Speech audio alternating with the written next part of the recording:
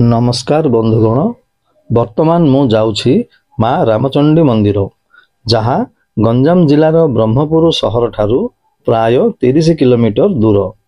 ब्रह्मपुर भुवनेश्वर अभिमुखे बाहरी छत्रपुर आसिबे। छत्रपुर ठारू मात्र 7 किलोमीटर दूर एक पहाड़ उपरे मंदिरटी अवस्थित।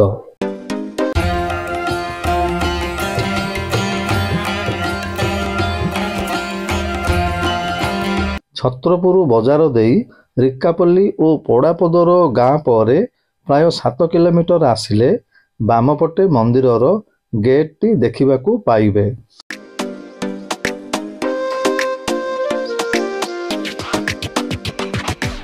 मंदिर पाखकू जीवाकू हेले एही छोटिया घाटी रास्ताटी पार करिबाकू पड़िबो। घाटी रास्ताटी प्रशस्त एवं पक्का पिचु रोड होइतिबारु आपण आराम रे मंदिर पाखकू जाई पारिबे।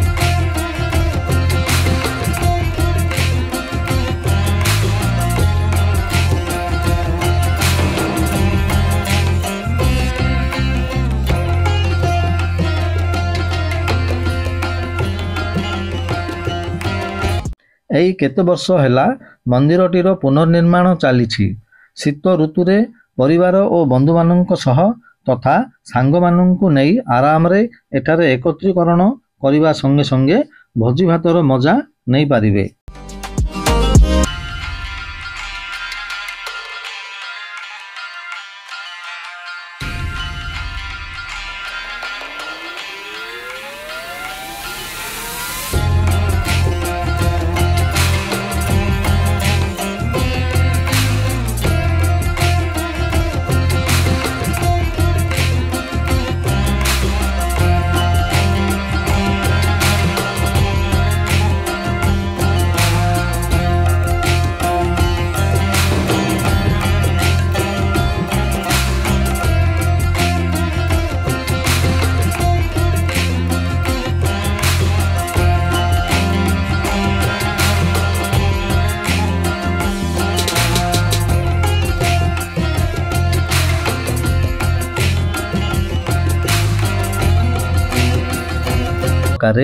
एठारे 4टी देवी पूजा पाउछंती।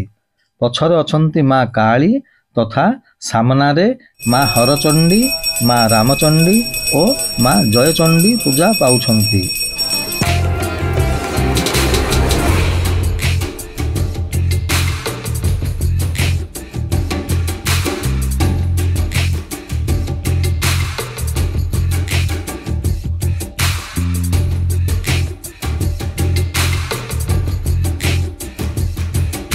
दूररू एक सरल रेखा भली देखा जाउछि से होउछि चिरस्रोता ऋषिकुल्या नदी।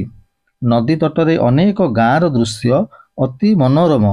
दुर्भाग्यर कथा ए पर्यंत राज्य पर्यटन मानचित्र रे स्थानटी मान्यता पाई नाही।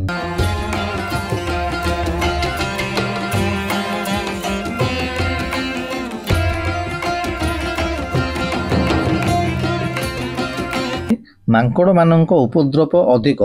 बुलाबुली कला बेले गोड़ पाखरे किछि गोटे शब्द हेबारु तळकू चाहिली। महादेवंकु स्मरण करी विपदरू दूर रहिली।